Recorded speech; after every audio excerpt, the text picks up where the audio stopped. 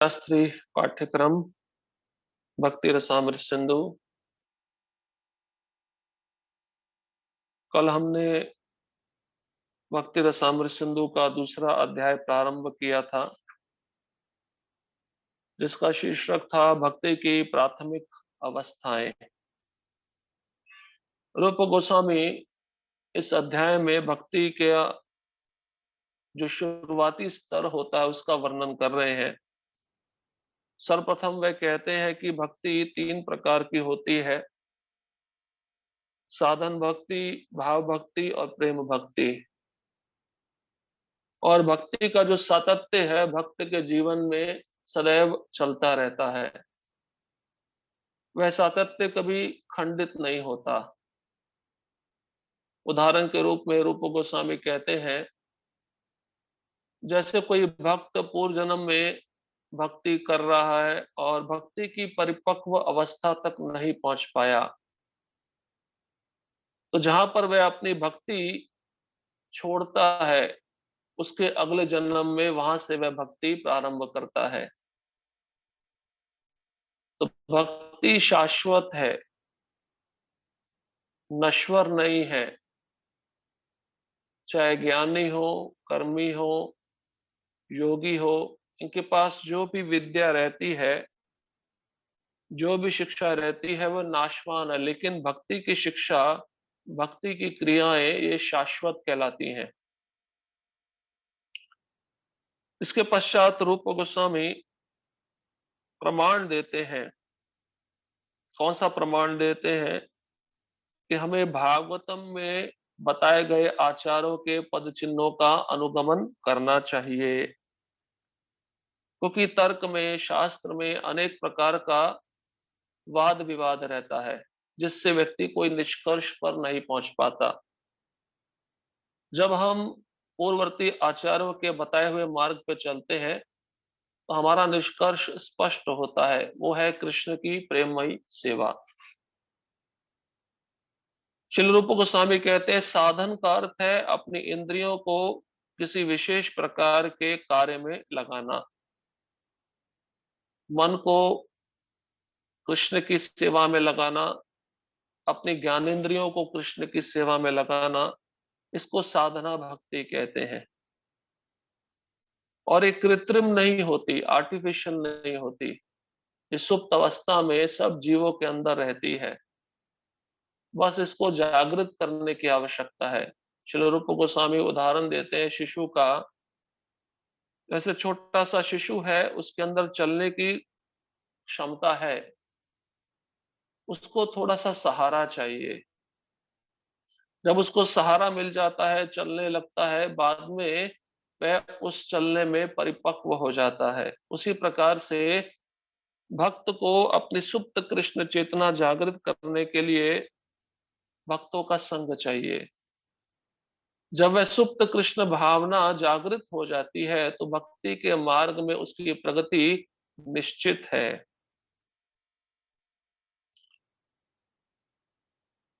अब रूप गोस्वामी कहते हैं, अपनी इंद्रियों तथा मन को किसी कार्य में लगाने के लिए कुछ निर्धारित विधियां होती हैं। भक्ति की कुछ क्रियाएं हैं जिसको करने से हम अपने भौतिक कल्मश को समाप्त कर सकते हैं। हमारे अंदर जो भौतिक परिवेश बैठ गया है इस संसार के विषयों को भोगने का, जिसके कारण हम विकर्म करते हैं, ऐसे कर्म जिनका शास्त्र में प्रस्तुतिकरण नहीं किया गया है, तो ऐसे कर्मों की भावना से या ऐसे कर्मों के फल की भावना से हम मुक्त हो सकते हैं साधना भक्ति के द्वारा। तो श्रील प्रभुपाद जी कहते हैं, मुख्य रूप से प्रातः काल मंगला आरती, मंगला आरती में सबको आना चाहिए और आकर भगवान के दर्शन करना चाहिए, उस कीर्तन में सहभाग लेना चाहिए, जिससे माया के वशीभूत ये जीव उस जड़ बहिरंगा शक्ति को त्याग कर भगवान के परम धाम में प्रवेश कर सकता है। नारद मुनि भी युधिष्ठिर महाराज को कहते हैं, किसी भी तरह से जीव को या व्यक्ति को अपने मन को कृष्ण में स्थिर करना चाहिए, कृष्ण के चरण कमलों में लगाना चाहिए। यही कृष्ण भावनामृत विधि है। और गुरु का कर्तव्य होता है कि अपने शिष्यों को उसके गुण के अनुसार ऐसी सेवा में स्थिर करे जिससे उसका मन कृष्ण के प्रति दृढ़ हो जाए। अब साधन भक्ति के दो तत्व हैं, वैदिक भक्ति और रागानुगा भक्ति। वैदिक भक्ति जो शास्त्र के आदेशानुसार गुरु के मार्ग निर्देशन में की जाती है, जिसमें विधि और निषेध होता है, उसको कहते हैं वैदिक भक्ति। जब भक्त शुरुआत में वैदिक भक्ति क्रमशः गुरु के आदेशानुसार करता रहता है, काफी लंबे समय तक, तो एक स्तर या एक समय ऐसा आता है कि उस भक्त की भगवान के प्रति रुचि जागृत हो जाती है। उसका मन पूरी तरह से कृष्ण भावनामृत में लग जाता है, फिर उसको मन पे जोर नहीं डालना पड़ता, मन स्वतः है वो क्रिया करने लगता है।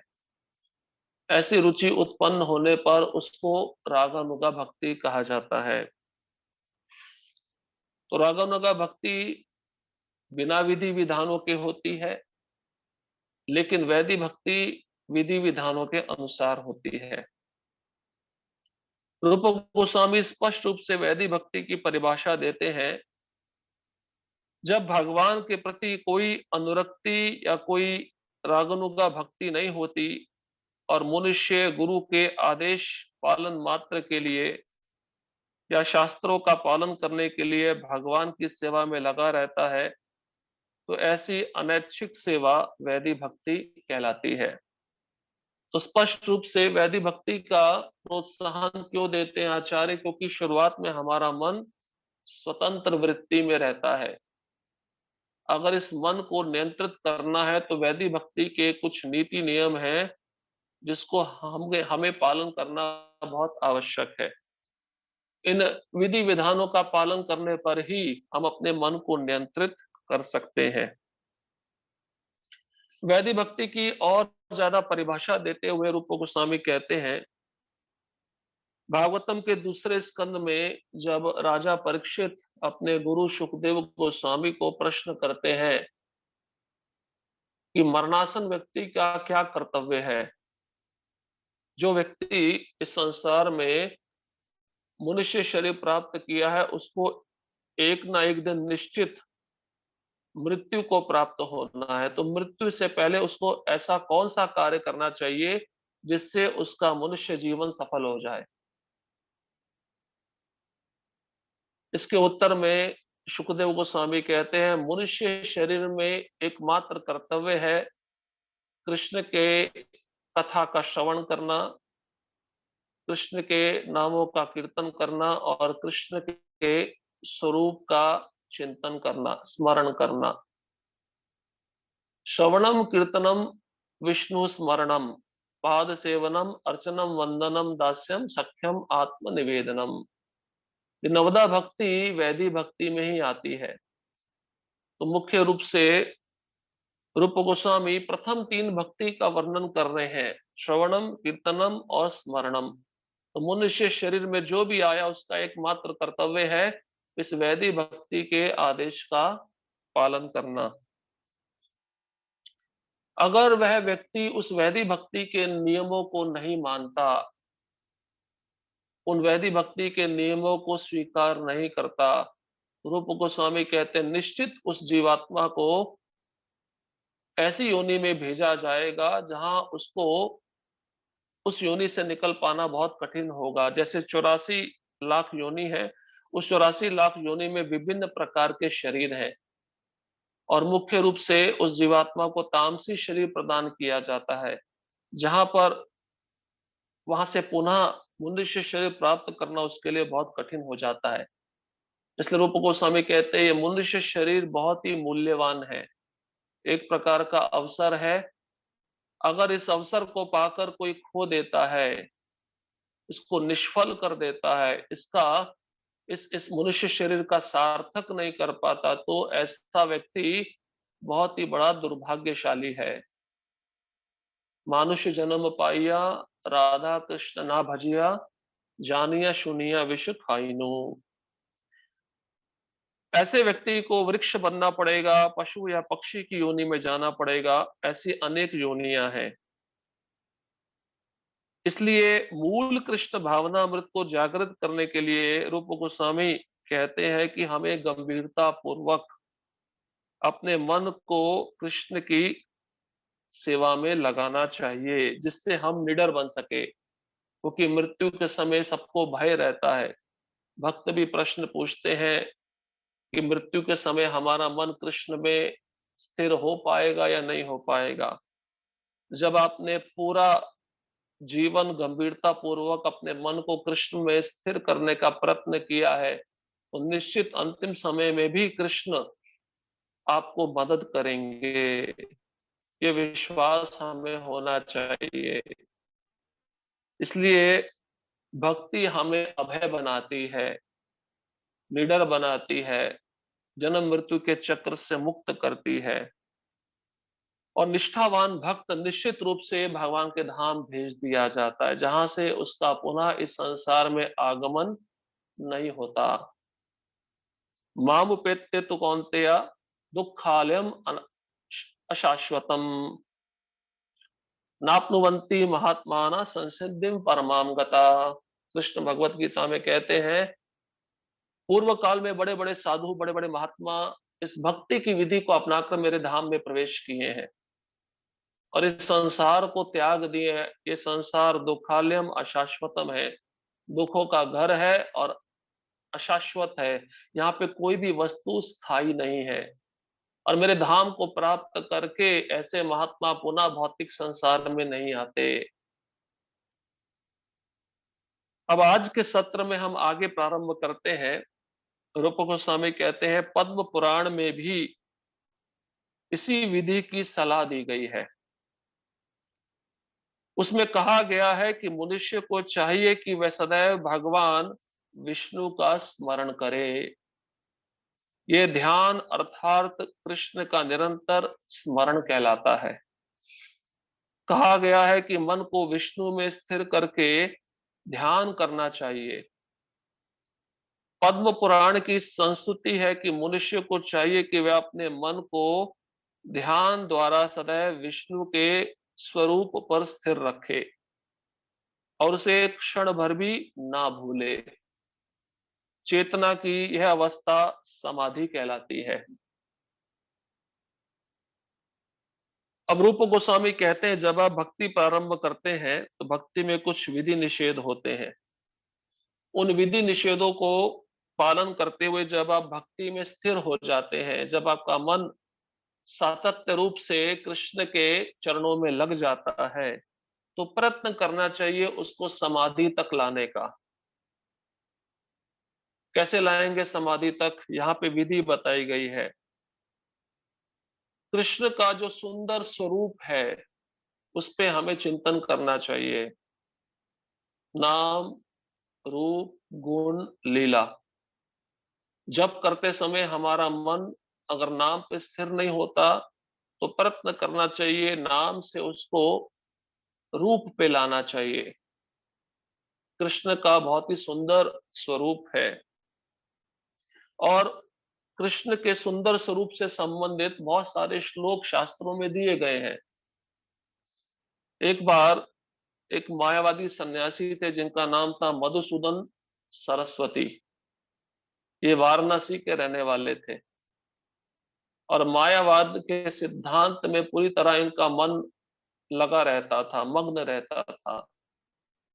और मायावादी का एक विशेष वाक्य रहता है, अहम ब्रह्मास्मि, मैं वही ब्रह्म हूं, मतलब मैं ही भगवान हूं। अब ऐसा नहीं है कि मायावादी मंदिर में आकर भगवान का दर्शन नहीं करते, करते हैं, पर किस रूप में करते हैं? विग्रह को देखते हैं,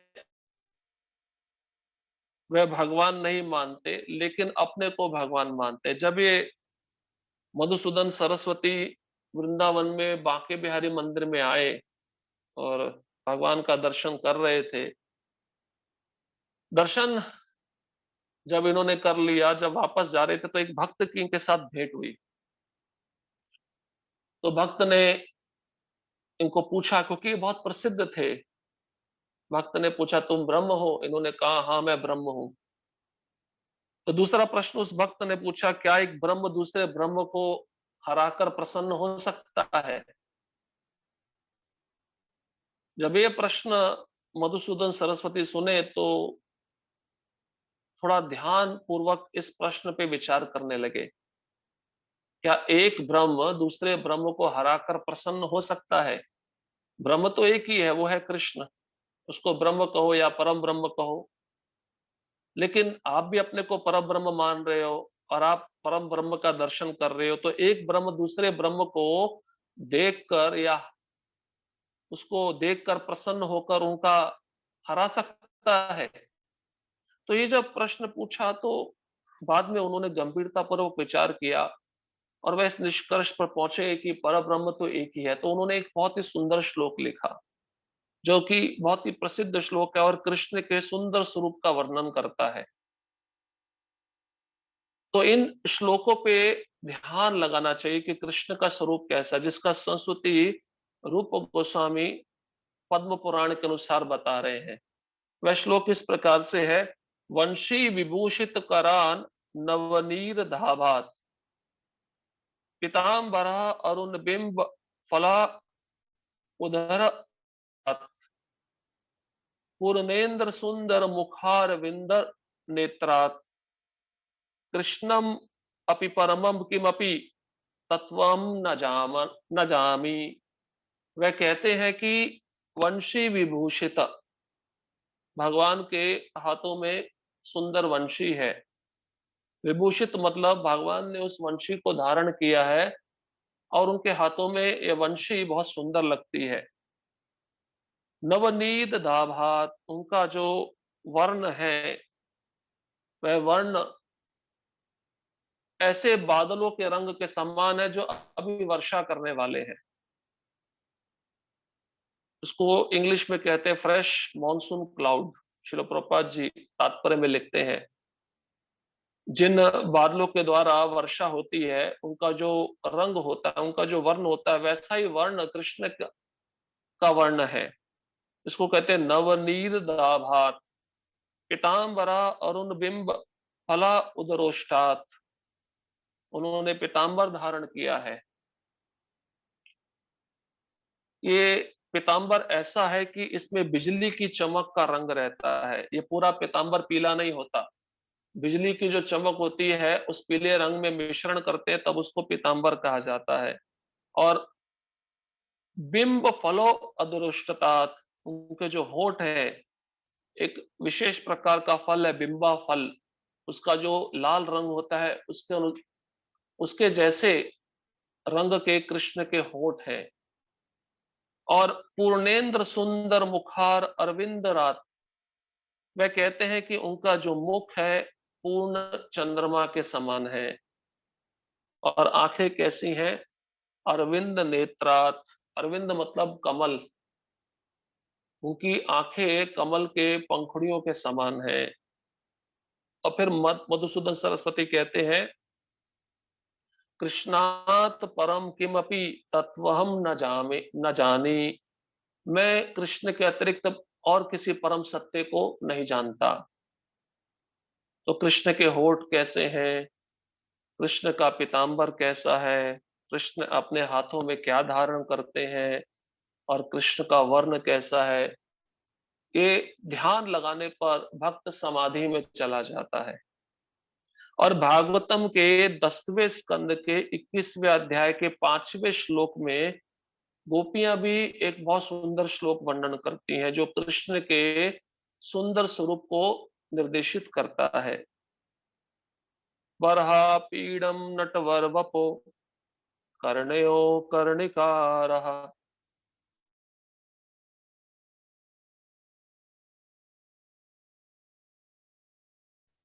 रंध्रान वेणुरधर सुदया पूरयन् गोप वृंदे, वृंदारण्यम स्वपद रमणम प्राविशद गीत कीर्ति। गोपियां कहती है बरहा पीड़म, बरहा मतलब कृष्ण अपने पगड़ी में, अपने मुकुट में मोर पंख धारण करते हैं। कर्णयो कर्णिकारम, उनके दोनों कानों में नीले रंग का कर्णिकार पुष्प रहता है। और नटवर वपु, नटवर मतलब one of the best dancers. नृत्य करने में कृष्ण एकदम पटु है, उनके जैसा कोई भी नृत्य नहीं कर सकता। नटवर वपु, कालिया के फण पे उन्होंने कैसे नृत्य किया, गोपियों के समक्ष वो कैसे नृत्य करते हैं, उनके नृत्य के सामने कोई भी उनसे जीत नहीं सकता। विभ्रत वासा, वासा मतलब गारमेंट्स, जो पोशाक पहनते हैं कृष्ण, कैसी है? कनक कपिशम, वही पीतांबर, कनक कपिशम, ऐसा पीतांबर कृष्ण अपने ऊपर धारण करते हैं। और वैजयंतीम च मालम, कौन सी माला धारण करते हैं? उस माला का नाम है वैजयंती माला। ये वैजयंती माला 6 प्रकार के पुष्पों से बनती है। रंध्रान वेणुर अधर सुदेहा, उनके हाथों में वेणु है, और वेणु बजाते हुए भगवान कृष्ण जब उस वेणु को अपने अधरों पे रखते हैं, उस वेणु को अपने अधरों का पान अमृत प्रदान करते हैं। पूरेन गोप वृंदे, अपने ग्वाल बालों सखाओं के साथ वह उस वृंदावन की दिव्य भूमि में भ्रमण करते हैं। वृंदारण्यम स्वपदरमणम, और जब इस वृंदावन की पावन भूमि पे वे चलते हैं तो उनके चरण में जो चिन्ह होते हैं, वे चिन्ह इस वृंदावन की भूमि में छप जाते हैं। और वृंदावन की जो भूमि है उन चरण चिन्हों को बहुत ही समेट कर रखती है, वह उन चरण चिन्हों को मिटने नहीं देती। प्राविशद गीत कीर्ति, ऐसे कृष्ण का गुणगान उनके सखा करते हैं, उनके मित्र ग्वाल बाल करते हैं। तो ये श्लोक भी कृष्ण के सुंदर स्वरूप का वर्णन करता है। जब भक्त इस तरह से ध्यान लगाता है कृष्ण के स्वरूप पर, निरंतर प्रयत्न करता है, तो निश्चित रूप से एक समय ऐसा आता है कि उसका ध्यान स्थिर हो जाता है। स्थिर मतलब उसका ध्यान फिर भटकता नहीं है, मन इधर उधर नहीं जाता, और फिर वह समाधि में परिवर्तित हो जाता है। अष्टांग योग में भी जो पद्धति दी गई है वह यम नियम से शुरू होती है। यम नियम, आसन, प्राणायाम, प्रत्याहार, धारणा, ध्यान, समाधि। धारणा, ध्यान, समाधि। धारणा मतलब जब उस योगी का मन पूरी तरह से विष्णु के चतुर्भुज रूप पे स्थिर हो जाता है, अपनी इंद्रियों को वह कछुए की तरह अंदर समेट लेता है और विषयों में लिप्त नहीं होने देता। उसके पश्चात उसका ध्यान उस विष्णु के चतुर्भुज रूप पे स्थिर हो जाता है। और ध्यान के बाद जब निरंतर मन उस पे टिका रहता है तो उसको समाधि कहते हैं। इस प्रकार से भक्त को कृष्ण के दिव्य स्वरूप पर अपने मन को एकाग्र करना चाहिए। शिल प्रभुपाद जी रूप गोस्वामी के द्वारा आगे बताते हैं, हमें अपने जीवन के कार्यकलापों को इस प्रकार ढालने का प्रयत्न करना चाहिए कि हम विष्णु या कृष्ण को निरंतर स्मरण रखें। इसलिए भक्ति एक ऐसी विधि है जिसमें बहुत आसान एक तरीका है कि जिससे हम कृष्ण को सदैव स्मरण कर सकते हैं। भक्त कैसे हर समय कृष्ण को स्मरण कर सकता है? चाहे वह अपने घर में रहे, चाहे वह आश्रम में रहे, उसको पहले तो ये समझना है कि प्रत्येक वस्तु किसकी है? कृष्ण की है। जब तक ये भावना उस भक्त के मन में नहीं आएगी, तब तक सदैव सातत्य रूप से कृष्ण का स्मरण उसके मन में नहीं होने वाला। जैसे मैं जिस घर में रह रहा हूँ वह घर कृष्ण का है। मैं जो भी बना रहा हूँ वह सब कृष्ण के लिए बना रहा हूँ। मैं अपने परिवार का पालन पोषण करने के लिए बाहर कमाई के लिए जाता हूँ, वो कमाई भी मैं जो प्राप्त कर रहा हूँ वो कृष्ण के लिए है। और मुझे जो पुत्र-पुत्रियाँ प्राप्त हुए हैं वो मेरे नहीं, वो कृष्ण के हैं। भक्ति विनोद ठाकुर इसका ज्वलंत उदाहरण है। भक्ति विनोद ठाकुर ऐसे गृहस्थ भक्त हैं जिनको सातवां गोस्वामी कहा जाता है, जिन्होंने पूर्ण रूपेण अपना मन, वाणी, शरीर, इंद्रियाँ सब कुछ कृष्ण को समर्पित कर दी। वह गीत भी लिखते हैं। वह कहते हैं कि हे कृष्ण, मेरा वाणी, मेरा मन, मेरा शरीर, मेरी धन संपदा, मेरी पत्नी, मेरे बच्चे सब आपका है और मैंने आपके चरणों में अर्पित किया है। इस प्रकार से भक्त की भावना सदैव कृष्ण में लगी रहती है और उसके लिए बहुत आसान हो जाता है सदैव कृष्ण का स्मरण करना। अब स्मरण जब करते हैं तो उसमें कुछ निषेध भी है। रूप गोस्वामी कहते हैं, यही कृष्ण भावनामृत है। चाहे कोई विष्णु के चतुर्भुज रूप में अपने मन को केंद्रित करे या दो भुजा वाले कृष्ण रूप पर, दोनों एक ही है। पद्म पुराण की संस्तुति है कि जैसे भी हो सदैव विष्णु का चिंतन करो, किसी भी परिस्थिति में उन्हें मत भुलाओ। वास्तव में समस्त विधि विधानों में यही सबसे मूल बात है, क्योंकि जब किसी काम को करने के लिए अपने से बड़े का आदेश होता है, तो उसी के साथ निषेध भी रहता है। जब यह आदेश होता है कि सदैव कृष्ण का स्मरण करो, तो निषेध यह होता है कि उन्हें कभी भी मत भूलो। इस सरल आदेश तथा निषेध के दायरे में सारे विधि विधान पूर्णतया आ जाते हैं। अब विधि क्या है? सदैव कृष्ण का स्मरण करो। और निषेध क्या है? कभी भी कृष्ण को मत भूलो। जैसे डॉक्टर के पास कोई रोगी जाता है और डॉक्टर उस रोगी को चेक करता है, कुछ विधि बताता है, क्या खाना है, औषधि किस समय पे लेना है और निषेध भी बताता है क्या नहीं खाना है। उसी तरह से भक्ति का मूल नियम ये है कि सततम कृष्ण का स्मरण होना चाहिए। विस्मर्तव्यो न जातुचित, कभी भी उनका विस्मरण नहीं होना चाहिए। इसी के दायरे में भक्ति के सारे नीति नियम आते हैं। अब जो कोई भक्त ये नियम पालन करता है अपने जीवन में, तो बाकी शास्त्र के विधि विधानों से वह परे हो जाता है। जो गोपियां थी, वह इन शास्त्रों के विधि विधानों से परे क्यों थी? क्योंकि उन्होंने इसी मूल तत्व को जीवन में स्वीकार किया था। जब उद्धव जी नंदगांव में, उद्धव क्यारी में गोपियों को कृष्ण का संदेश सुनाने आए, उद्धव जी कहते हैं कि कृष्ण तुमसे दूर नहीं है, कृष्ण तुम्हारे हृदय में है, तुम ध्यान लगाओ। जब तुम ध्यान लगाओगी तो कृष्ण का अनुभव होगा, तो तुम्हारा विरह समाप्त हो जाएगा।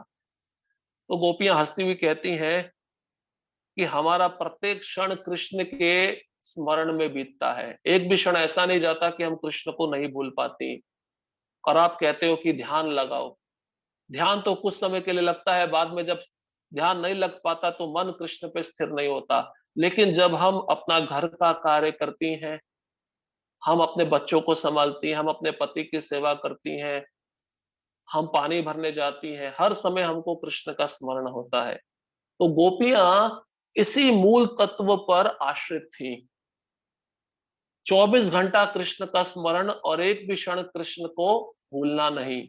ये विधि है और निषेध है। इसलिए बताते हैं, जब हमारे से बड़े कोई भक्त हमको आदेश देते हैं सेवा के लिए, वो सेवा बताते हैं कि ये सेवा करो, तो कैसे करनी है वो बताते हैं और उसमें क्या नहीं करना है वो भी बताते हैं। जैसे मान लीजिए किसी मंदिर के वरिष्ठ पुजारी ने एक भक्त को कहा भगवान के लिए खीर बनाओ, तो खीर कैसे बनानी है, किस तरह से बनानी है, वो विधि हो गया। अब निषेध क्या है कि क्या-क्या उसमें नहीं डालना है, ज्यादा समय तक उसको गैस पे नहीं रखना है, और सदैव वहां पे खड़े रहना है, उसको हिलाते रहना है। ये सब विधि और निषेध होता है। ऐसा नहीं कि खाली विधि है और निषेध नहीं है। विधि मतलब क्या करना चाहिए और निषेध मतलब क्या नहीं करना चाहिए। तो विधि क्या है कि सदैव कृष्ण को स्मरण करो, और निषेध क्या है, कृष्ण को कभी भी मत भूलो। यह विधि विधान सभी वर्णों तथा आश्रमों पर लागू होता है। वर्ण चार है: ब्राह्मण, पुरोहित तथा बुद्धिजीवी, क्षत्रिय, योद्धा तथा राजनीतिज्ञ, वैश्य, व्यापारी तथा कृषक, और शूद्र, श्रमिक तथा सेवक। मानक आश्रम भी चार है: ब्रह्मचारी, गृहस्थ, वानप्रस्थ तथा सन्यास। ये विधि विधान न केवल ब्रह्मचारियों द्वारा पालन के लिए है, अपितु सभी आश्रम वालों के लिए है। चाहे कोई नौसिखिया ब्रह्मचारी हो या अत्यंत प्रगत सन्यासी हो, इससे कोई अंतर नहीं आता। भगवान को निरंतर स्मरण करना और उन्हें एक क्षण के लिए भी विस्मृत ना करना, यह नियम हर एक को अवश्य पालन करना होता है। अब बात आती है, प्रश्न उठता है कि ये जो नियम है कृष्ण का सदैव स्मरण करना और कृष्ण को कभी भी ना भूलना, ये मंदिर में रहने वाले ब्रह्मचारी सन्यासियों के लिए है, जो या जो गृहस्थ बाहर रहते हैं उनके लिए भी है। रूप गोस्वामी कहते हैं चारों आश्रमों के लिए है, चारों वर्णों के लिए है। ये नियम सबके लिए है। इसलिए प्रभुपाद जी कहते हैं मंगला आरती सबके लिए है। ऐसा नहीं कि आश्रम में रहने वाले भक्त वही मंगला आरती के लिए उपस्थित होंगे। जो गृहस्थ हैं उनको भी आना चाहिए, आने का प्रयत्न करना चाहिए। जब तक आएंगे नहीं तो प्रगति नहीं होगी, और जब तक आएंगे नहीं तो हमारा सातत्य रूप से कृष्ण का स्मरण भी नहीं हो पाएगा। इसलिए ब्राह्मण हो, क्षत्रिय हो, वैश्य हो अथवा शूद्र हो, ये चार वर्ण हो गए, और चार आश्रम ब्रह्मचर्य, गृहस्थ, वानप्रस्थ और सन्यास। इन चार वर्ण, चार आश्रमों के लिए सब नियम लागू होते हैं। जैसे उदाहरण के रूप में माधवेंद्रपुरी चार प्रकार के सन्यासी होते हैं: कुटीचक, बहुदक, परिव्राजकाचार्य, परमहंस। कुटीचक सन्यासी होता है जो घर छोड़कर कुटिया बनाकर बाहर रहता है और घर से उसका प्रसाद आता है, उसको कहते हैं कुटीचक। थोड़ा वैराग्य अपने जीवन में लाने का प्रयास कर रहा है, प्रथम स्तर पे है सन्यास के। उसके बाद आता है बहुदक। बहुदक मतलब जो अलग अलग घरों में जाकर भंवरे के समान थोड़ा थोड़ा इकट्ठा करता है। जैसे भंवरा होता है, थोड़े से पुष्प पे गया, वहां से कुछ मद ले लिया, दूसरे पुष्प पे गया, वहां से मद ले लिया। तो बहुदक कहते हैं ऐसा सन्यासी जो भिक्षा मांगकर ग्रहण करता है, थोड़ा सा, ज्यादा नहीं। फिर उसके बाद में आता है जो और प्रगतिशील होता है, उसको कहते हैं परिव्राजकाचार्य। परिव्राजकाचार्य मतलब जो भ्रमण करता है, भ्रमण करते करते कृष्ण का उपदेश देता है, प्रचार करता है। श्रील प्रभुपाद जी परिव्राजकाचार्य सन्यासी हैं। हमारे संस्था के जितने सन्यासी हैं सब परिव्राजकाचार्य हैं। और अंत में जो पूरा सन्यास नियम से परे हो जाता है, उसको कहते हैं परमहंस। वो परमहंस कैसा होता है, वो भिक्षा भी नहीं मांगता और उसकी कुछ इच्छा भी नहीं होती। अब स्वयं आएगा तो खा लेगा, और नहीं आएगा तो कृष्ण का कृपा समझकर उपवास रखेगा। उसको कहते हैं परमहंस। अब माधवेंद्रपुरी परमहंस स्तर पे थे, और चैतन्य चरितमृत में एक प्रसंग आता है कि हरे कृष्ण मंत्र का जप कर रहे थे। जप करते करते गोविंद कुंड के पास में उनको नींद लग गई और वह सो गए। तो प्रभुपाद जी वहां पे लिखते हैं, देखिए परमहंस अवस्था में फिर भी जप कर रहे हैं। परमहंस अवस्था मतलब उनकी अवस्था ऐसी थी, अगर मान लीजिए वह मोर पंख को देखेंगे तो बेहोश हो जाएंगे, क्योंकि मोर पंख देखकर उनको कृष्ण का स्मरण होता था। अगर वह आकाश में नीले रंग के बादल देखेंगे जो वर्षा करने वाले होते हैं, उसको देखकर वह बेहोश हो जाते थे। ये बेहोशी कैसी है? प्रेम भक्ति की अवस्था है। अब इस अवस्था के सन्यासियों को भी प्रभुपाद कहते हैं जप करना आवश्यक है।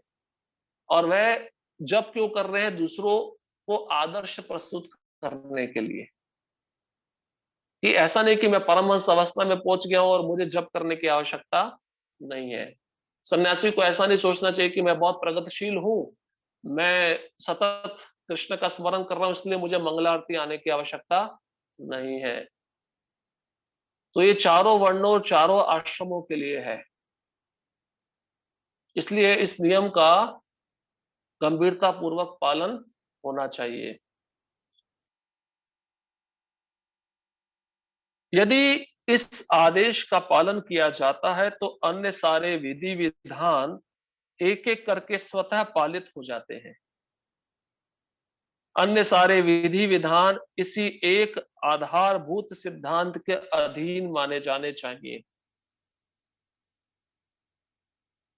विधि विधानों के आदेशों तथा कर्म के फलों का उल्लेख श्रीमद् भागवत में 11वां स्कंद 5वां अध्याय 2 और 3 श्लोक में हुआ है।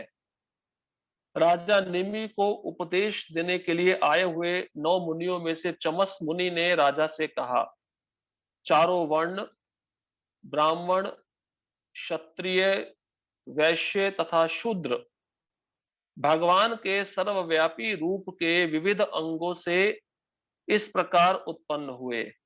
ब्राह्मण सिर से उत्पन्न हुआ, क्षत्रिय बाहों से उत्पन्न हुए, वैश्य कमर से उत्पन्न हुआ और शूद्र पांव से उत्पन्न हुए। इसी प्रकार सन्यासी सिर से, वानप्रस्थ बाहों से, गृहस्थ कमर से तथा ब्रह्मचारी पांव से उत्पन्न हुए। अब 4 वर्ण और 4 आश्रम भगवान के कौन कौन से अंग से उत्पन्न हुए इसका विश्लेषण किया जा रहा है। ब्राह्मण वर्ग सिर से उत्पन्न हुआ। क्यों सिर से क्यों उत्पन्न हुआ? क्योंकि ब्राह्मण को बुद्धिमान माना जाता है, इसलिए बुद्धि कहां रहती है? सिर में रहती है। और क्षत्रिय बाहों से उत्पन्न हुए। क्षत्रिय बाहों से क्योंकि उनके पास बल रहता है, वो प्रजा का रक्षण करना चाहिए, इसलिए भगवान के बाजू से, बाहों से क्षत्रिय पैदा होते हैं। और फिर वैश्य कमर से, निचले भाग कमर को, उदर को या कमर को वैश्य कहते हैं, क्योंकि वैश्य व्यापार में ज्यादा लगा रहता है, पैसा, कमाई, धंधा, तो इसलिए वह कमर से उत्पन्न होता है। और शूद्र पांव से उत्पन्न होते हैं। शूद्र जो निम्न जाति के होते हैं, जिनको उच्च 3 वर्णों की सेवा करनी होती है, तो शूद्र भगवान के पांव से उत्पन्न होते हैं। उसी प्रकार से सन्यासी जो 4 वर्ण और चारों आश्रमों का गुरु माना जाता है, वो भगवान के सिर से उत्पन्न होते हैं। वानप्रस्थ बाहों से और गृहस्थ कमर से तथा ब्रह्मचारी पांव से उत्पन्न हुए। ये विभिन्न वर्ण तथा आश्रम योग्यता के आधार पर बने हैं। अब ये बहुत महत्वपूर्ण है। योग्यता मतलब क्या है? ये वर्ण और आश्रम है, ये जन्म के आधार पे नहीं है। ये किसके आधार पे है? गुण और कर्म के आधार पर है, जिसको योग्यता कहते हैं। योग्यता का मतलब गुण और कर्म। जैसे कृष्ण भगवत गीता में कहे भी हैं, चातुर्वर्ण्यम मया सृष्टम गुण कर्म विभागशः। मैंने ये 4 वर्ण और 4 आश्रम बनाए हैं, और इसका पात्रता क्या है? उसका गुण और कर्म। जन्म उसका पात्रता नहीं है। भगवत गीता में पुष्टि हुई है कि चारों वर्ण तथा चारों आश्रमों की सृष्टि स्वयं भगवान ने व्यक्तिगत योग्यताओं के अनुसार की। जिस प्रकार शरीर के विभिन्न अंगों को भिन्न भिन्न प्रकार के कार्य करने होते हैं, उसी प्रकार वर्णों तथा आश्रमों के योग्यता तथा पद के अनुसार भिन्न भिन्न प्रकार के कार्य होते हैं। किंतु इन समस्त कार्यों का एकमात्र लक्ष्य भगवान ही रहता है। भगवत गीता में पुष्टि की गई है कि भगवान परम भोक्ता है। भोक्तारम यज्ञ तपसाम सर्वलोक महेश्वरम सुहृदम सर्वभूतानाम ज्ञात्वा माम शांति मृच्छति। अतएव चाहे कोई ब्राह्मण हो या शूद्र, उसे अपने कार्यों द्वारा भगवान को तुष्ट करना होता है। इसकी पुष्टि श्रीमद् भागवत के एक श्लोक द्वारा भी हुई है, जिसका अर्थ है हर व्यक्ति को अपने विशेष कर्म में संलग्न रहना चाहिए, किंतु ऐसे कर्म की पूर्णता की परीक्षा यह है कि ऐसे कर्म से भगवान कितने संतुष्ट हुए हैं। यहाँ यह आदेश है कि मनुष्य को अपने पद के अनुसार कर्म करना चाहिए, और ऐसे कर्म से या तो परम पुरुष को संतुष्ट करना होगा, अन्यथा उसे अपने पद से नीचे उतरना होगा। अब 4 वर्ण है, 4 आश्रम है, उनके कुछ कर्तव्य भी हैं। ब्राह्मण का अपना कर्तव्य है, क्षत्रिय का अपना कर्तव्य है, वैश्य का अपना कर्तव्य है और शूद्र का अपना कर्तव्य है। इनके अपने-अपने वृत्तिपरक कर्म है, जिसको ऑक्युपेशनल ड्यूटी कहते हैं। अब रूप गोस्वामी कहते हैं ये 4 वर्ण कर्म करें, लेकिन कर्म के पीछे उद्देश्य होना चाहिए कृष्ण की संतुष्टि। अगर इन 4 वर्णों में रहकर व्यक्ति जो भी कार्य कर रहा है, उस कार्य से कृष्ण प्रसन्न नहीं हो रहे, तो श्रम एव ही केवलम, समय की बर्बादी। अब उदाहरण के रूप में, जैसे ब्राह्मण कुल में कोई व्यक्ति जन्मा है, लेकिन उसके अंदर ब्राह्मण के गुण नहीं है। गुण कैसे हैं? शूद्रों के हैं। तो योग्यता क्या है? वो शूद्र माना जाएगा, वो ब्राह्मण नहीं माना जाएगा। तो वह अपने ब्राह्मण कुल में जन्म लेकर ब्राह्मण जैसा कार्य नहीं कर पा रहा, इसलिए भगवान को संतुष्ट नहीं कर पा रहा। अब परिणाम क्या होगा? उसको अपने पद से नीचे गिरना पड़ेगा, उतरना होगा। तो शूद्रों जैसा कार्य है, शूद्रों जैसे कर्म है, अगला जीवन उसको शूद्र के समान ही मिलेगा। क्योंकि आपको एक वस्तु दी गई है, आपने उस वस्तु को ठीक से देखभाल नहीं किया। जैसे मान लीजिए आश्रम में एक गाड़ी है, और उस गाड़ी का आवश्यकता सबको पड़ता है, कोई ना कोई सामान लाना पड़ता है, और एक इंचार्ज बनाया उस गाड़ी का। तो भक्त को अगर वह गाड़ी चाहिए, उस इंचार्ज के पास जाना है और उससे चाबी लेना, उसको इस्तेमाल करना और चाबी उसको वापस देना है। अब मान लीजिए उसकी सेवा है, उसको भगवान के किचन के लिए कुछ सामान चाहिए, वो लेकर आया, चाबी लिया और गाड़ी लेकर गया, सामान लेकर आया और चाबी वापस नहीं दिया। अब चाबी वापस नहीं दिया तो इंचार्ज अगली बार से क्या नियम लगाएगा कि इसने चाबी वापस नहीं दिया, इसलिए इसको आगे से चाबी नहीं मिलेगी। तो ये ऐसा ही ब्राह्मण के साथ है। ब्राह्मण कुल में जन्म लेना ये अच्छी बात है, लेकिन ब्राह्मणों जैसा आचरण भी होना चाहिए। और वह आचरण शूद्र के जैसा है, तो भगवान उसको वह अवसर पुनः प्रदान नहीं करेंगे। अब उसके पश्चात उदाहरण के द्वारा रूप गोस्वामी समझा रहे हैं। भगवान के सिर से उत्पन्न ब्राह्मण का कार्य शब्द ब्रह्म अर्थात दिव्य वैदिक शब्दों का उपदेश देना है। ब्राह्मण का कर्तव्य क्या है? भगवान का प्रचार करना, भगवान का उपदेश देना। लेकिन कलयुग में ब्राह्मण जनेऊ पहनकर क्या करते हैं? ऑटो रिक्शा चलाते हैं, सब्जी बेचते हैं। ब्राह्मण का ये कर्म नहीं है। ब्राह्मण केवल भगवान का दास होता है, वो किसी और का दास नहीं होना चाहिए। अब यहाँ पे स्पष्ट बताया गया है कि उसको शब्द ब्रह्म का प्रचार करना चाहिए। भगवत गीता भागवतम में जो उपदेश है, जो कृष्ण ने उपदेश दिए हैं, उसका प्रचार उसको करना चाहिए। किसको? ब्राह्मण को। ब्राह्मण को सिर होने के कारण शब्द ब्रह्म का उपदेश तो देना ही है, किंतु साथ ही उसे भगवान के निमित्त भोजन भी करना है। ब्राह्मण के 2 कार्य हैं। ब्राह्मण खाने में बहुत पटु होता है और दक्षिणा मांगने में पटु होता है। लेकिन भगवान का संदेश का बात आए तो उसको पता ही नहीं रहता भगवान का संदेश क्या है। आजकल ऐसा ही चलता है ना, कर्मकांडी ब्राह्मण क्या करते हैं, जन्म तो ब्राह्मण कुल में लिया है, श्राद्ध करना हो तो घर पे आ जाएंगे, उनको अच्छा सा खिलाओ और उनको दक्षिणा दे दो। अब दक्षिणा देने के बाद में उस लक्ष्मी से वे क्या कर रहे हैं कुछ भी पता नहीं। और भगवान के विषय में पूछो कि कुछ भगवत गीता का श्लोक या भागवतम का श्लोक बताइए, उनको कुछ भी नहीं आता। तो ये क्या स्थिति है? इसका मतलब ब्राह्मण अपने मूल कर्म को भूल चुका है।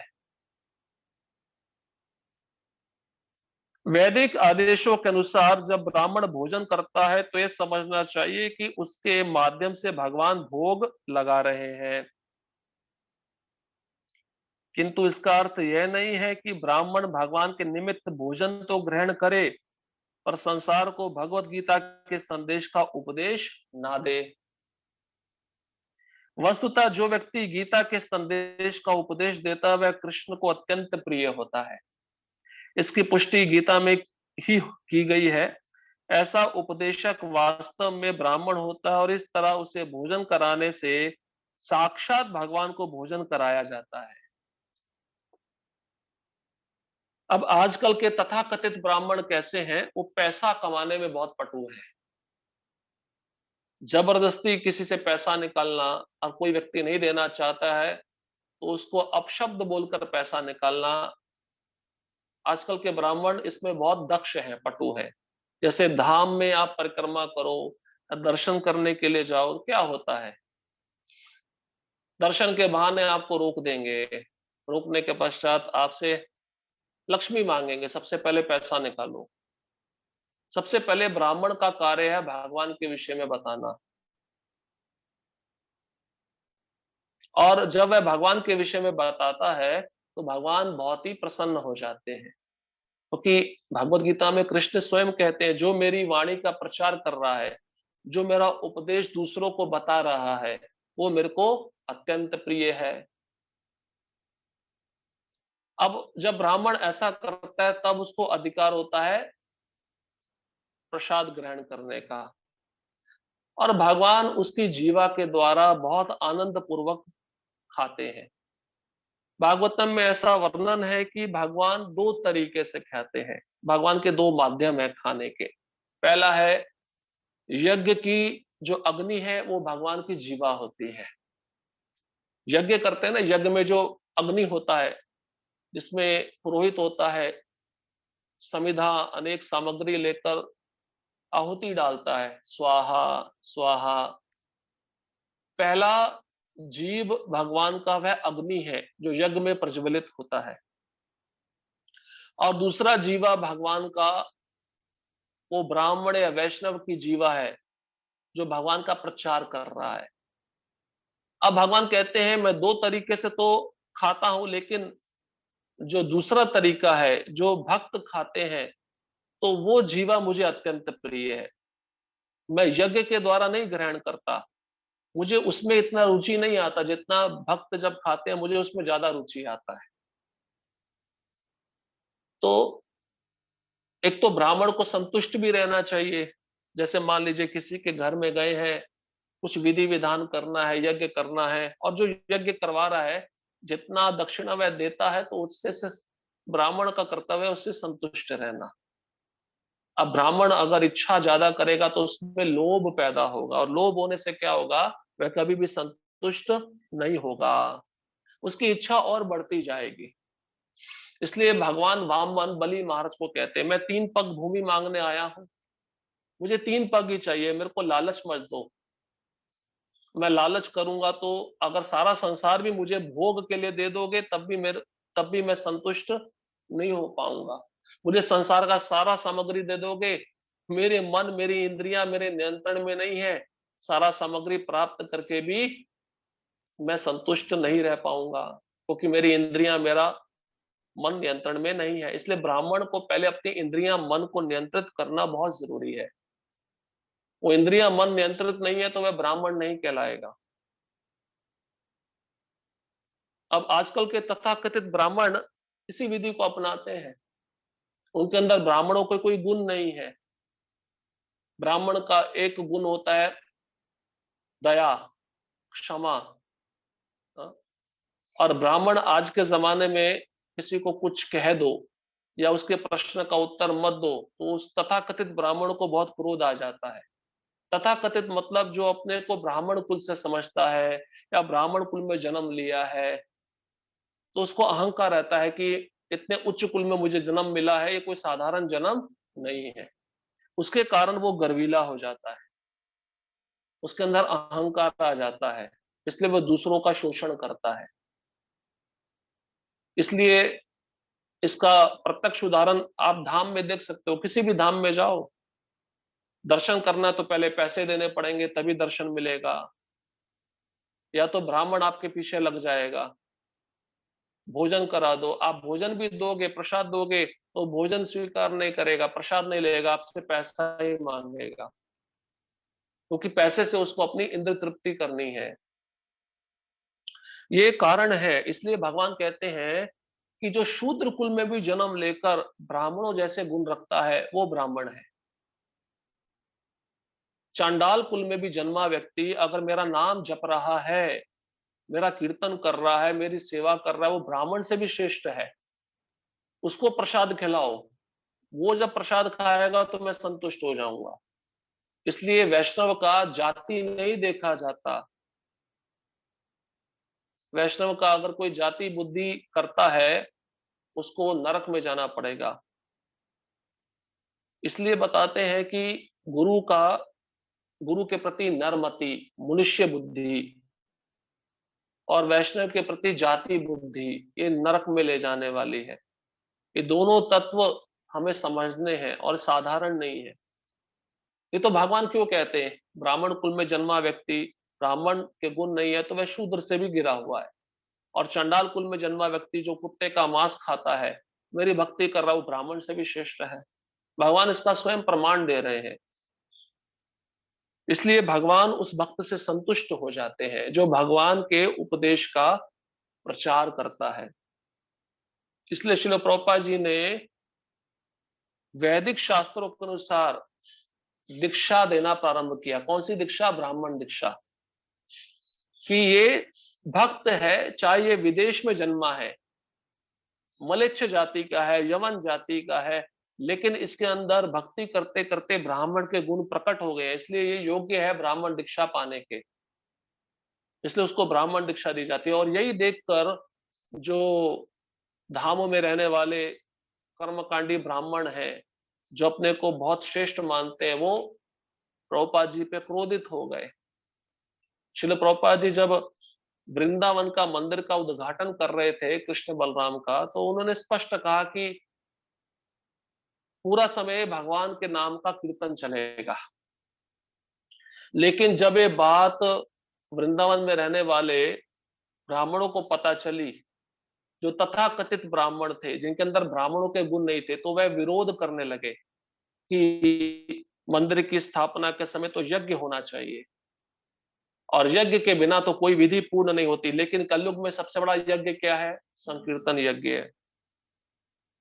अब प्रभुपाद जी ने देखा जब ये लोग इतना विरोध कर रहे, तो प्रभुपाद जी ने यज्ञ रखा, पर कहा साथ में कीर्तन निरंतर चलते रहना चाहिए, क्योंकि भगवान के नाम के बिना कोई भी विधि पूरी नहीं होती। उस विधि में कोई भी दोष होता है, वह पूर्ण हो जाता है भगवान के नाम से, मिट जाता है, नष्ट हो जाता है। ये तथाकथित ब्राह्मणों को पता नहीं है, उनको भगवान के नाम पे इतनी श्रद्धा नहीं है, इसलिए उनका दर्जा कैसा है? असुर के समान है, शूद्र के समान है। हालांकि वे जन्मे ब्राह्मण कुल में है, पर आचरण ब्राह्मण जैसा नहीं है।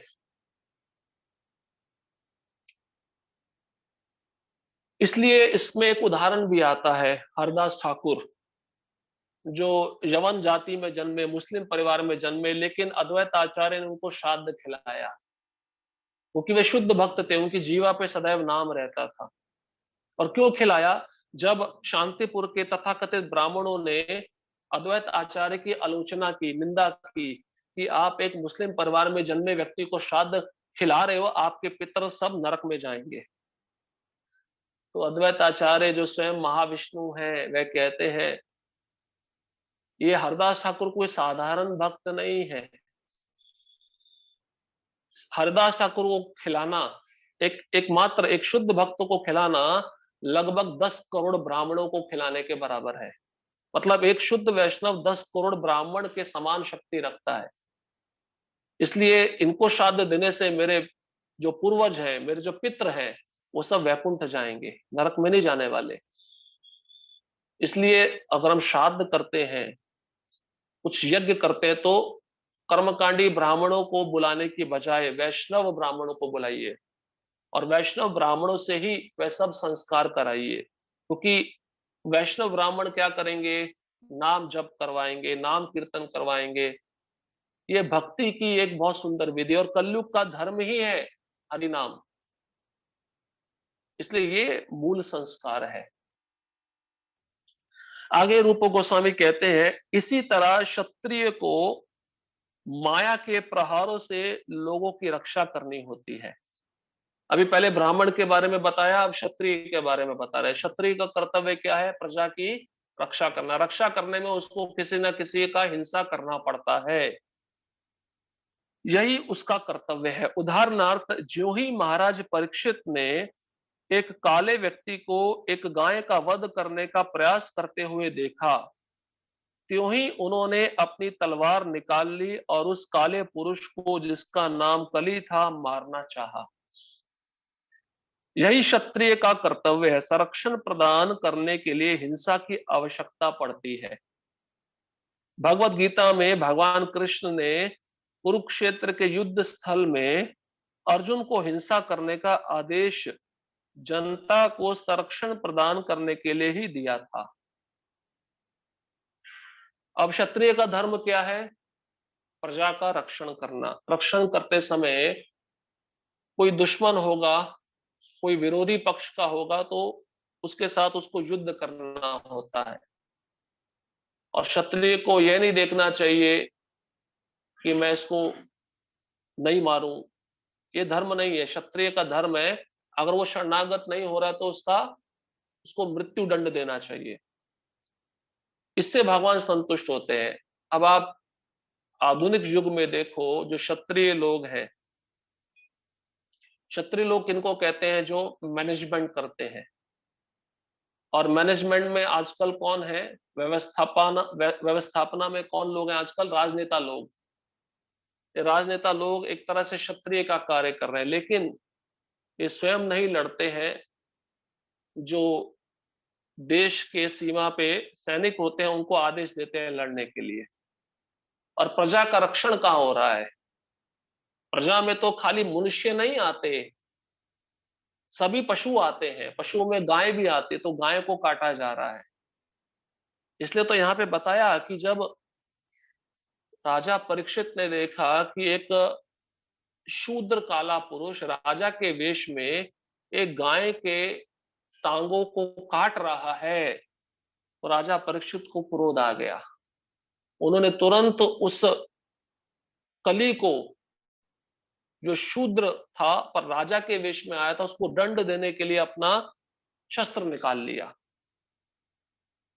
तो आजकल के राजनेताओं को ऐसा करना चाहिए। सारे कसाई खाने बंद करने चाहिए और जो काट रहे हैं उनको दंड देना चाहिए।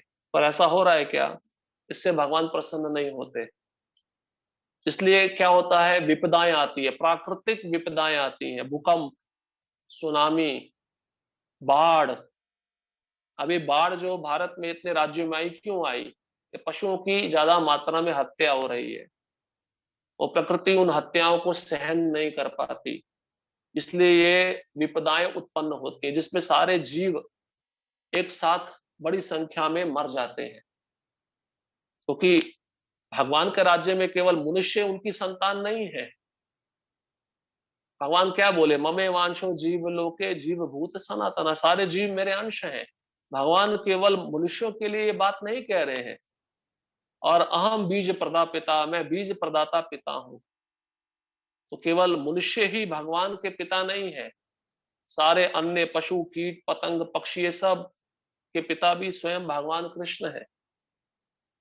अब आधुनिक राजाओं को ये समझना चाहिए कि हमें अपनी जनता को, हमें अपनी प्रजा को संरक्षण कैसे देना चाहिए। इसलिए आप जो क्षत्रिय राजा होते हैं, जो क्षत्रिय धर्म को निभाते हैं, उनके आप कर्म को देखिए। बहुत सारे राजा ऐसे हुए हैं, शास्त्रों में उदाहरण है, जैसे भरत महाराज, युधिष्ठिर महाराज, भगवान राम। इनके राज्य में विपदा नहीं आती थी, क्योंकि इनके राज्य में सभी भक्त थे और प्रजा को पूर्ण संरक्षण प्रदान होता था। अब जितनी ज्यादा मात्रा में पाप होता है, प्रकृति क्या करती है, धीरे धीरे उन जीवों को कष्ट देती है। जैसे बहुत ज्यादा गर्मी, अकाल, सूखा, तो अन्न नहीं आएगा। अन्न न आने से व्यक्ति, उसकी भूख बढ़ेगी और वह मर जाएगा। इस प्रकार की विपदाएं भी प्राकृतिक अवस्थाएं जीवों को प्रदान करती रहती है। क्यों? क्योंकि राजा भक्त नहीं है, वो प्रजा का संरक्षण ठीक से नहीं कर रहा। और राजा का मुख्य कर्तव्य ये भी होता है कि प्रजा को आध्यात्मिक मार्गदर्शन में निर्देशित करे।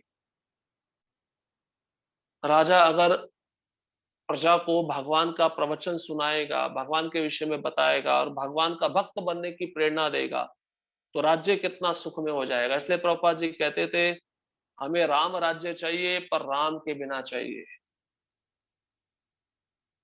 राम राज्य कभी भगवान के बिना सुखी हो सकता है? नहीं हो सकता। वही हम वही आजकल के जो आधुनिक राजा हैं, जो राजनीतिज्ञ लोग हैं, ये सब कर रहे हैं। उनको भगवान नहीं चाहिए, पर भगवान जैसा राज्य चाहिए।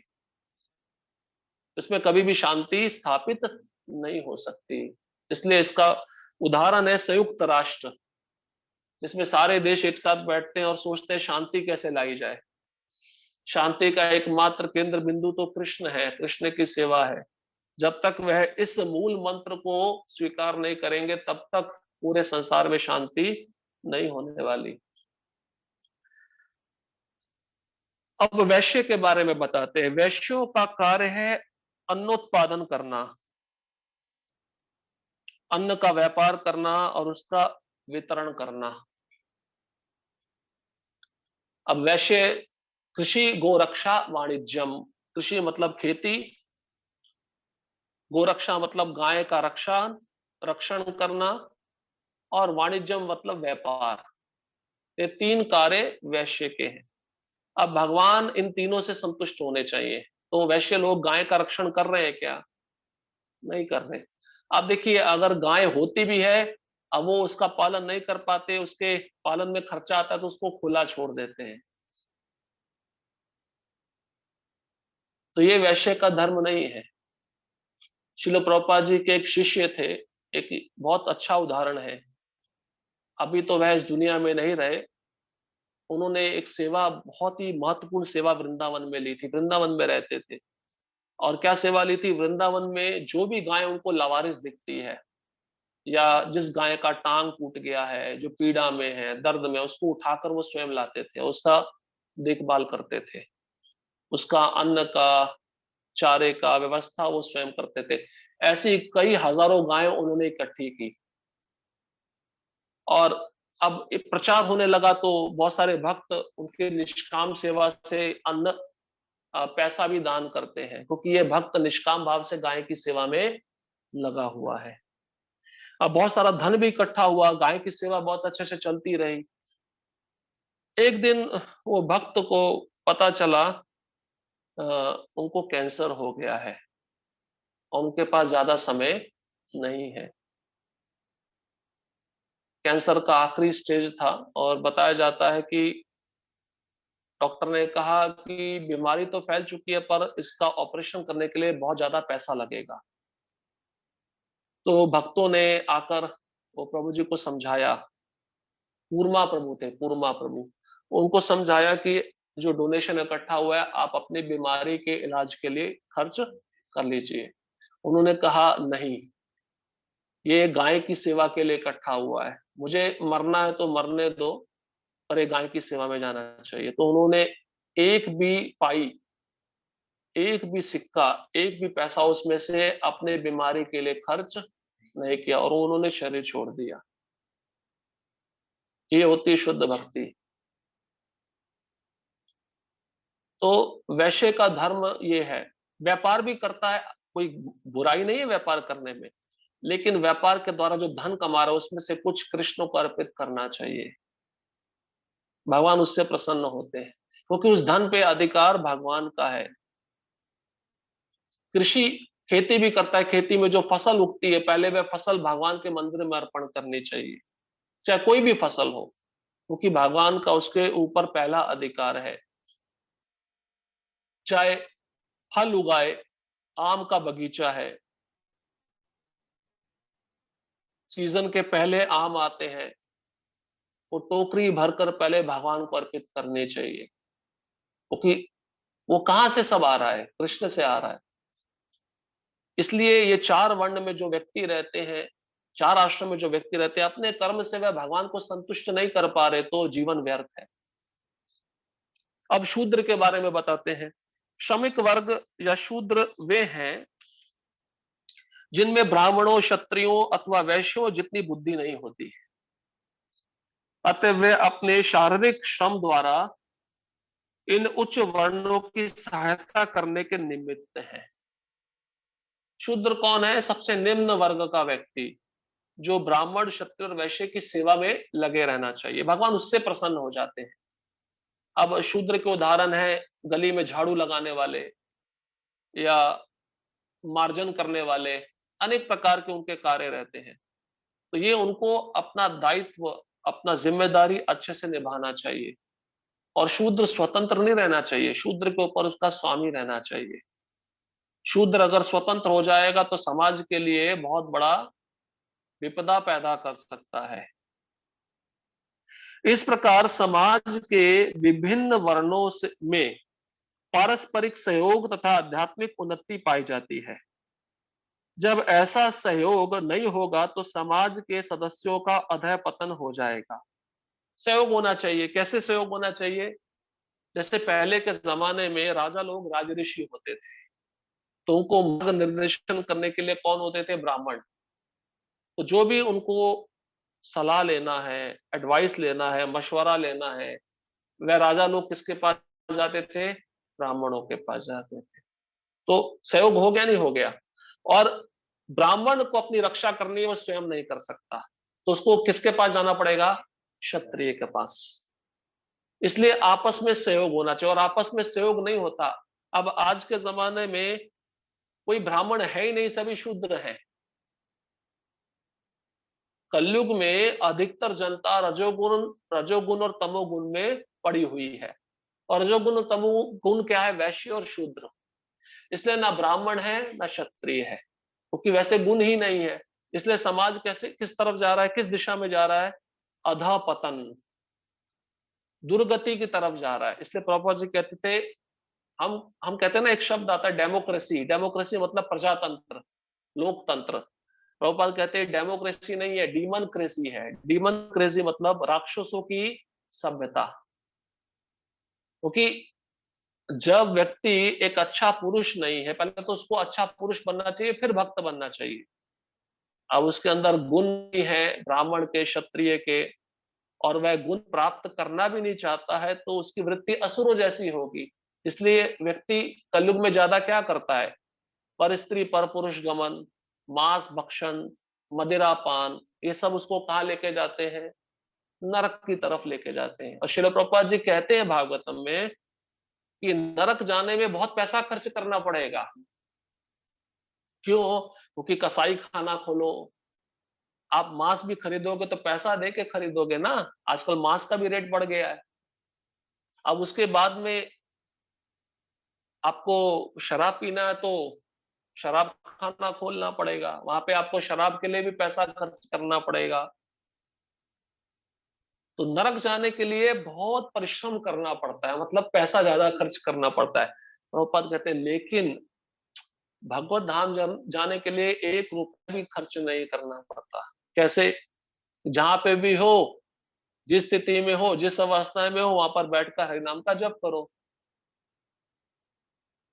तो व्यक्ति अनावश्यक परिश्रम करके नरक की तरफ जा रहा है। इस कलह के युग, कलयुग में वर्तमान स्थिति यही है। प्रभुपाद जी अभी बता दिए। कोई भी अपना कर्तव्य पूरा नहीं करता और प्रत्येक मनुष्य अपने को ब्राह्मण या क्षत्रिय कहकर ही गर्वित रहता है।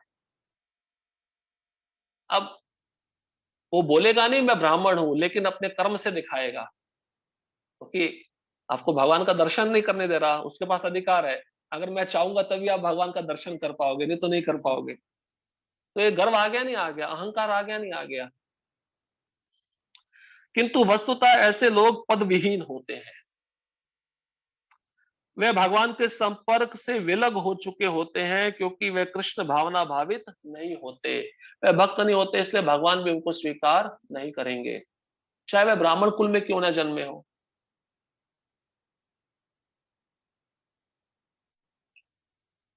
एक छोटी सी कथा आती है।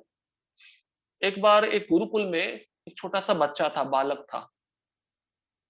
उसके गुरुजी ने एक प्रश्न पूछा कि तुम किसकी संतान हो, तुम्हारे पिता का नाम क्या है। उस बच्चे ने उत्तर दिया, मेरी माँ बहुत सारे पुरुषों के साथ संबंध बनाया, मुझे पता नहीं मेरे पिता कौन है। ये प्रश्न का उत्तर जब उस गुरु ने सुना तो गुरु ने बोला, तुम ब्राह्मण हो क्योंकि तुमने सत्य बोला है। आजकल के ब्राह्मण सत्य भी बोलते नहीं है, झूठ बोलते हैं। हम्म? उस बालक ने सत्य बोला तो गुरुजी ने बोला तुम ब्राह्मण हो। हालांकि वो उसका जन्म कैसे हुआ किसी को पता नहीं, उसकी माँ को भी पता नहीं, लेकिन उसने सत्य बोला। तो गुरुजी ने बोला तुम ब्राह्मण हो क्योंकि तुमने सत्य बोला है। अतएव कृष्ण भावनामृत आंदोलन सारे मानव समाज को सही स्थिति में लाने के निमित्त है, जिससे हर व्यक्ति सुखी रहे और कृष्ण भावनामृत विकसित करके लाभ उठाए। तो प्रभुपाद जी कहते हैं ये जो आंदोलन है, अंतर्राष्ट्रीय श्री कृष्ण भावनामृत संघ, यही आपको बचा सकता है, यही आपको सही दिशा में लेके जा सकता है। अन्यथा नरक जाना निश्चित है, नरक जाने से कोई भी रोक नहीं सकता।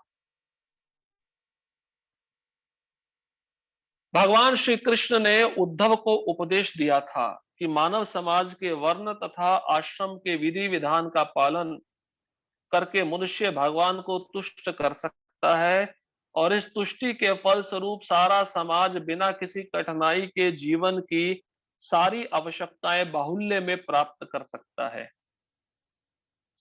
ये चार वर्ण चार आश्रम जब भगवान की सेवा करेंगे अपने कर्मों के द्वारा,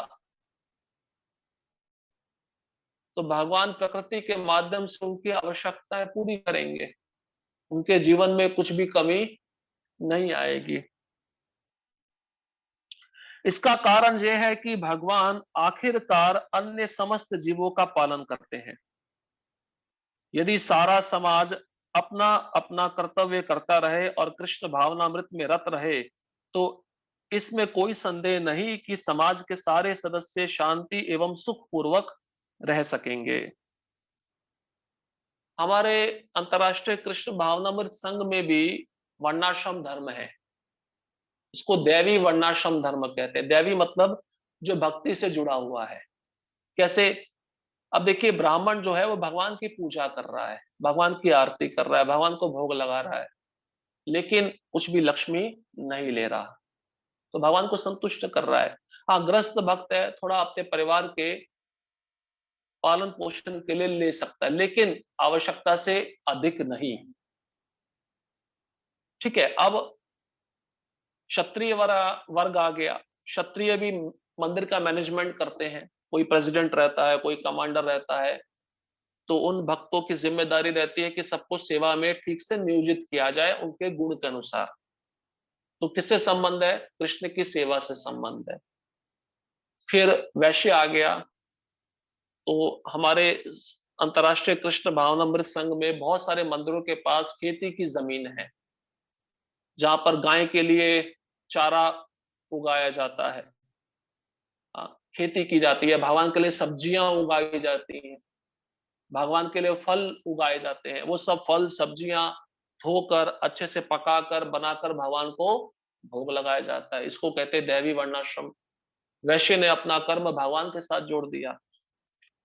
और शूद्र भी रहते हैं हमारे भक्त में, भक्त समाज में। वैसे तो शूद्र नहीं कह सकते, वैष्णव को कोई भी सेवा दो, वो हर एक सेवा के लिए तैयार रहता है। तो कभी-कभार ब्राह्मण को बोला जाता है, ठीक है, आप शौचालय साफ करो। तो शूद्र लोग शौचालय साफ करते हैं, तो वह भक्त इतना बुरा नहीं मानता, क्योंकि वह शौचालय भी कृष्ण से संबंधित है, वहाँ पे भक्त रहते हैं। तो इसको कहते हैं दैवी वर्णाश्रम धर्म, जो इस्कॉन में देखा जा सकता है, जो हमारे अंतर्राष्ट्रीय कृष्ण भावनामृत संघ में देखा जा सकता है। ये सब कार्य करने से भगवान संतुष्ट होते हैं। इसलिए प्रभुपाद बोलते थे सेल्फ सफिशिएंसी, बाहर से कुछ भी मत खरीदो, स्वयं अपना उगाओ, आत्मनिर्भर बनो। और जो भी आप निर्माण कर रहे हो, जो भी आप बना रहे हो, सबसे पहले कृष्ण को अर्पित करो। सबसे पहला अधिकार उस पर कृष्ण का है। इस तरह जीवन की आवश्यकताओं का अभाव नहीं रहेगा और सारा संसार वैकुंठ में परिणत हो जाएगा। श्रीमद् भागवत के आदेशों और कृष्ण भावनामृत के कर्तव्यों का पालन करने से सारा समाज वैकुंठ धाम में भेजे बिना सभी प्रकार से सुखी हो जाएगा। अब ऐसा वातावरण होगा तो उस भक्त के लिए संसार वैकुंठ के समान है। भक्त चाहे गृहस्थ हो, चाहे ब्रह्मचारी हो, सन्यासी हो, वह जब मंदिर में रहते तो कितना आनंद से रहते हैं, मिलकर रहते हैं, क्योंकि एक दूसरे को सहयोग कर रहे हैं।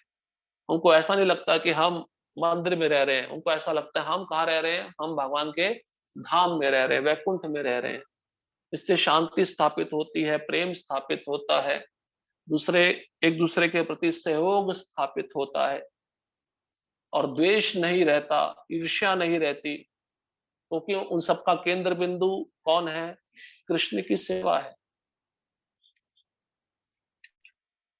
श्रीमद् भागवत में ही 11वां स्कंद 27वां अध्याय 49वां श्लोक, श्री कृष्ण ने उद्धव से ऐसे ही वचन कहे हैं। वे कहते हैं, हे उद्धव, सारे ही व्यक्ति अपने अपने कार्यों में लगे हुए हैं। ये कार्य चाहे शास्त्र अनुमोदित हो या सामान्य सांसारिक कार्य हो, यदि वह इनमें से किसी भी कार्य के फल स्वरूप कृष्ण भावना भावित होकर मेरी पूजा करते हैं, तो वह स्वतः इस जगत में और परलोक में भी सुख पूर्वक रहते हैं। इसमें कोई संशय नहीं है। कृष्ण के इस कथन से हम इस निष्कर्ष पर पहुंच सकते हैं कि कृष्ण भावनामृत में किए गए कार्यों से प्रत्येक मनुष्य की समस्त इच्छाओं की पूर्ति हो सकती है। तो भगवान भी चाहते हैं मनुष्य समाज में रह रहा है, वर्ण आश्रम में रह रहा है, वे अपने कार्य को मुझसे जोड़ दे। जैसे पहले भी बताया, जो गृहस्थ होते हैं बाहर जाके कमाते हैं, उनका मूल प्रश्न ये रहता है कि हमसे तो ज्यादा भक्ति नहीं हो पा रही, हम ज्यादा सेवा नहीं कर पा रहे। तो कृष्ण अर्जुन को क्या उपदेश दिए? तुम क्षत्रिय हो, तुम क्या करो? युद्ध करो, और युद्ध के साथ साथ क्या करो? मेरा स्मरण करो। इसलिए अपना वृत्तिपरक कार्य करो, लेकिन साथ ही साथ कृष्ण को मत भूलो।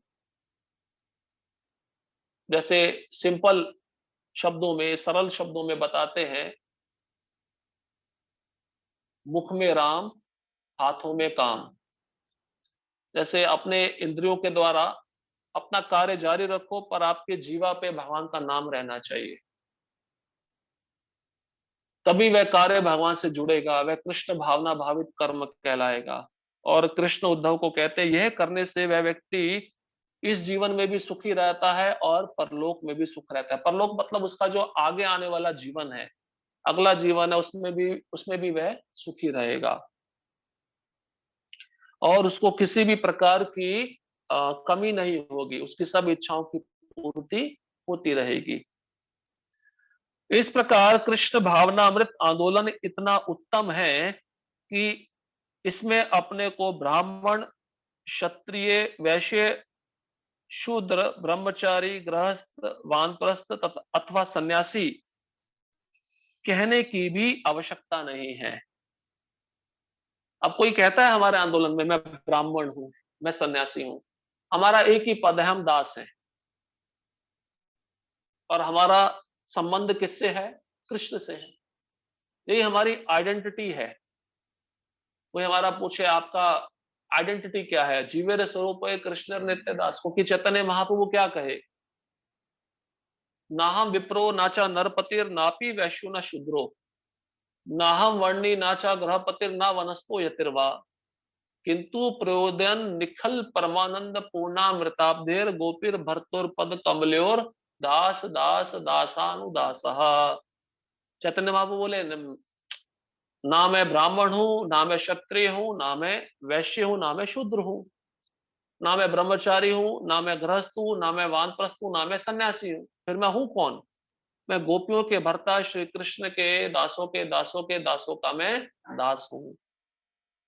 तो इसलिए कोई भी भक्त हमारे आंदोलन में कहता नहीं कि मैं सन्यासी हूं, मैं ब्रह्मचारी हूं, मैं गृहस्थ हूं। हम सब दास हैं और सब भगवान की सेवा में लगे हुए हैं। जो व्यक्ति जिस कार्य या व्यवसाय में लगा है वह उसी में लगा रहे। प्रभुपाद जी यहाँ पे लिख रहे हैं, आप अपना कर्म मत छोड़ो, अपना व्यवसाय मत छोड़ो। कोई आपको छोड़ने के लिए नहीं कह रहा है। कृष्ण ने अर्जुन को भी बोला, जबकि अर्जुन स्वयं छोड़ना चाहता था, मैं युद्ध नहीं करना चाहता। कृष्ण ने उसको बोला हाँ छोड़ दे, ठीक है।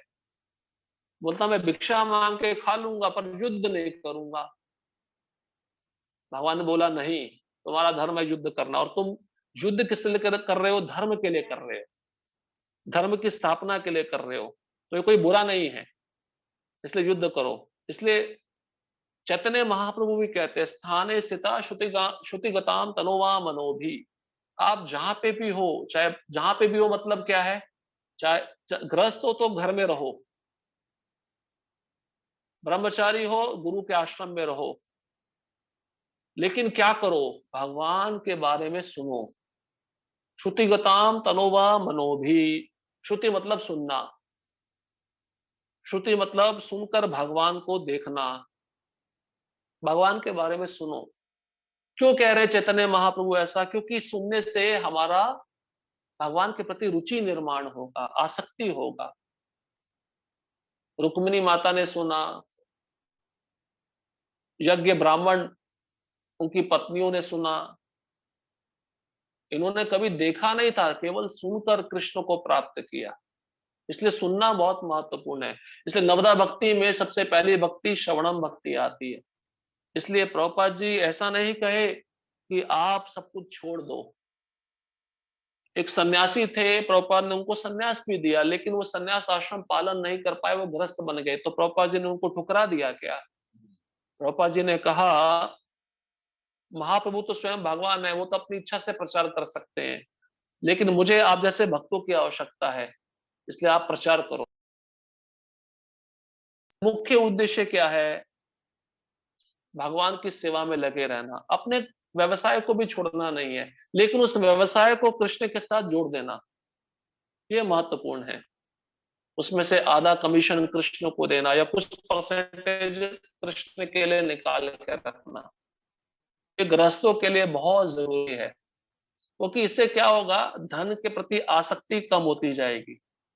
लेकिन अगर ये हम कृष्ण के लिए नहीं निकालेंगे तो ये धन हमारे लिए एक फांसी का फंदा बन जाएगा। हमको धन से 15 प्रकार की विपदाएं आती हैं, इसको हमने पहले भी बताया था। अवंती ब्राह्मण की कथा में जो धन रखता है आवश्यकता से अधिक, 15 प्रकार का कलेश, 15 प्रकार की विपदाएं उसके पास में रहती हैं।